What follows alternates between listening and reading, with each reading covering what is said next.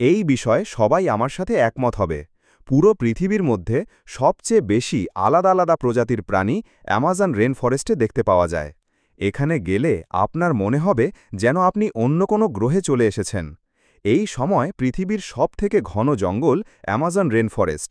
এটা এখনও এমন পরিস্থিতিতে আছে যেরকম লাখো বছর আগে পৃথিবী ছিল। অনেক মানুষ এটাও মনে করেন অ্যামাজন রেন ফরেস্টের গভীরে হয়তো এখনও ডাইনোসর লুকিয়ে আছে। যত বড় এবং ঘন অ্যামাজন জঙ্গল ততটাই বেশি ভয়ানক। আজ পর্যন্ত কেউ জানে না যে এই জঙ্গল কিভাবে সৃষ্টি হল, কারণ এটা পৃথিবীর যে কোনো জঙ্গলের থেকে একদম আলাদা। আবার এরকমটা মনে করা হয় এটাকে বাইরে থেকে আসা কোনো জীব এলিয়েন বানিয়েছে। আজকের ভিডিওতে আমি আপনাদেরকে অ্যামাজন জঙ্গলের ওই রহস্যের ব্যাপারে জানাবো যেগুলো শুনে আপনার হোশ উড়ে যাবে। তো চলুন শুরু করা যাক আজকের video. Amazon rain forest south আমেরিকার একটি অংশ। এটা পুরো পৃথিবীর ৬.৬০ মিলিয়ন স্কোয়ার কিলোমিটার জুড়ে আছে। আর এই ভয়ানক জঙ্গলের সীমানা ব্রাজিল, কলম্বিয়া এবং পেরু হয়ে সাউথ আমেরিকাতে শেষ হয়েছে।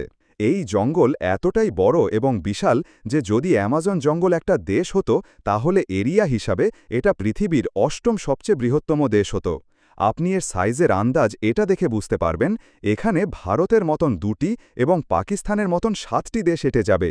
এই জঙ্গল এতটাই ঘন যে এর অনেক এলাকাতে আজ পর্যন্ত সূর্যের আলো পৌঁছাতেই পারেনি।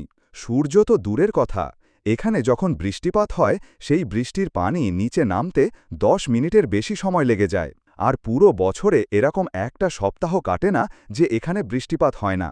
আর এই কারণে এটাকে অ্যামাজন রেন ফরেস্ট বলা হয়। আমাদের পৃথিবীতে বেঁচে থাকার জন্য অক্সিজেনের দরকার পড়ে, আর অ্যামাজন রেন ফরেস্ট বায়ুমণ্ডল থেকে কার্বন ডাই অক্সাইড নিয়ে সেটাকে সালোক সংশ্লেষ প্রক্রিয়ার মাধ্যমে অক্সিজেনে রূপান্তরিত করে। আর এই সময় আমরা যে শ্বাস নিচ্ছি সেখানে অক্সিজেনের 20% অ্যামাজন রেন ফরেস্ট থেকেই পাচ্ছি। অ্যামাজন রেন ফরেস্টের এই অংশে ১১০০ এর বেশি নদী আছে। এর সাথে এখানে পৃথিবীর দ্বিতীয় সবচেয়ে বড় নদী আছে। ৬,৪০০ কিলোমিটার লম্বা এই নদীকে অ্যামাজন রিভার বলা হয়। এই নদী সুন্দর হওয়ার সাথে সাথে দুনিয়ার সবচেয়ে বিপজ্জনক নদী। এই নদীতে এমন এমন প্রাণী আছে যা পুরো পৃথিবী ছাড়া শুধুমাত্র এই নদীতেই পাওয়া যায়। যেমন এই পিঙ্ক ডলফিন। এই ডলফিন ১০ ফুট পর্যন্ত লম্বা এবং ২০০ কিলো ওজনের হয়ে থাকে। এই ডলফিন নর্মাল ডলফিন থেকে অনেক বেশি তেজ হয়। আপনারা নর্মাল ডলফিনকে মানুষের সাথে খেলতে দেখেছেন, কিন্তু এই পিঙ্ক ডলফিন মানুষকে তার শিকার করে নেয়। এই নদীতে এমন একটা মাছ পাওয়া যায় যেটা অনেক বেশি ডেঞ্জারাস। এটাকে ইলেকট্রিক ইল বলা হয়। এই মাছ হামলা করার জন্য ইলেকট্রিক শক দেয়, আর এই ইলেকট্রিক শক ৮০০ ভোল্ট পর্যন্ত মেজার করা হয়েছে, যেটা যে কোনো বড় বড় মানুষকে মেরে ফেলার জন্য যথেষ্ট। এর সাথে অ্যামাজন নদী পিরানহা মাছের জন্য বিখ্যাত, যারা মানুষের হাড় পর্যন্ত চিবিয়ে খেয়ে নেয়। এই অ্যামাজন জঙ্গলে এমন একটা ভয়ানক নদী আছে, ওখানে যদি কোনো মানুষ কিংবা কোনো প্রাণী পড়ে যায় তাহলে সে মুহূর্তের মধ্যে গলে যাবে। এই নদীকে বয়লিং রিভার বলা হয়।